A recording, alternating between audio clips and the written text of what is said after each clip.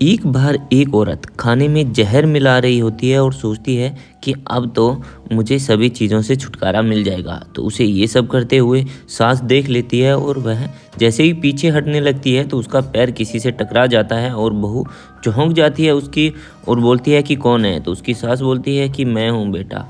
तो बहू घबराई हुई होती है और बोलती है कि माँ जी मैंने आपके लिए खीर बनाई है, आओ खा लो। तो उसकी सास बोलती है कि बेटा खीर तो मुझे बहुत पसंद है।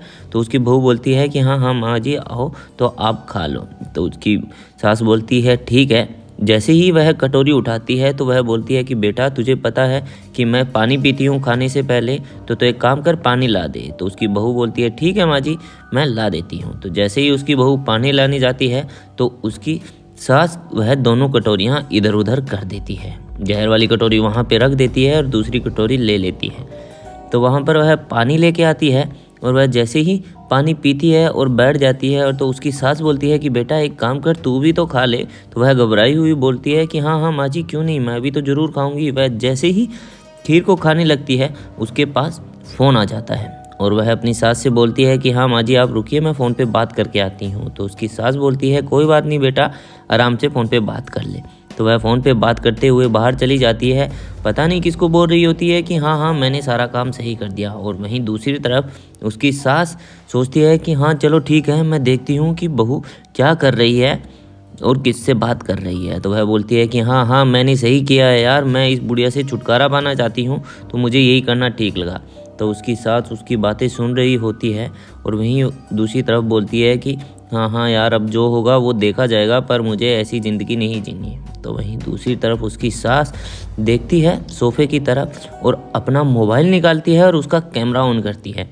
कैमरा ऑन करने के बाद बिल्कुल वह एकदम सोफ़े के सामने वहाँ पर मोबाइल रख देती है ताकि उसकी जो सारी रिकॉर्डिंग है वो हो सके।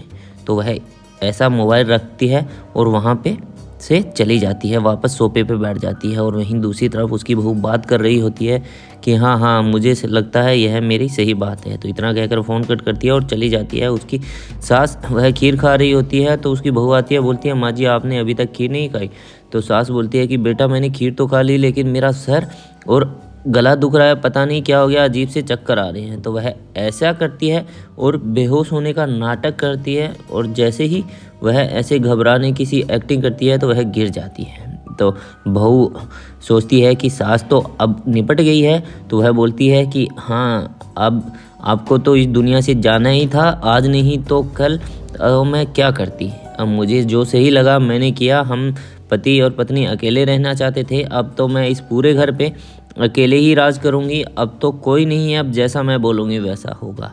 तो इतने में उसकी सास आँख खोल लेती है और वह चौंक जाती है कि अरे आप अभी तक जिंदा है, आप मरी नहीं। तो वह सास बोलती है कि बेटा तूने मेरे विश्वास को तोड़ा है, मेरे दिल को ठेस पहुंचाई है। मैंने तुमसे ये उम्मीद कभी नहीं की थी, एक बार मुझे बोल के तो देखती। बहू बोलती है बोलना क्या है, छुटकारा तो मैं आज नहीं तो कल तुमसे पा लूँगी। तो उसकी सास बोलती है बेटा अब तो छुटकारा तुम जब पाओगे ना जब यहाँ पे रहोगी, अब तुम सीधा जेल में रहोगी। तो बहू हंसती है और बोलती है कि मैं और जेल में, क्या सबूत है तुम्हारे पास। तो वह बोलती है कि सबूत तो है बेटा, तुम्हारे इन काली करतूतों का काला चिट्ठा मेरे पास है।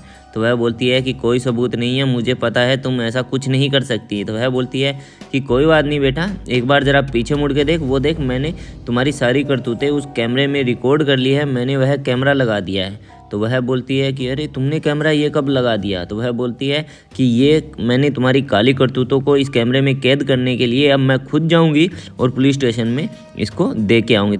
बहू बोलती है इस सबूत को तो मैं अभी मिटा देती हूँ। जैसे ही वह आगे बढ़ती है तो उसकी सास उसे धक्का देती है और वहीं गिरा देती है। तो दोस्तों अगर स्टोरी अच्छी लगी हो तो इसे ज़्यादा से ज़्यादा शेयर करना और हमारे फेसबुक पेज को ज़रूर फॉलो करना। धन्यवाद दोस्तों।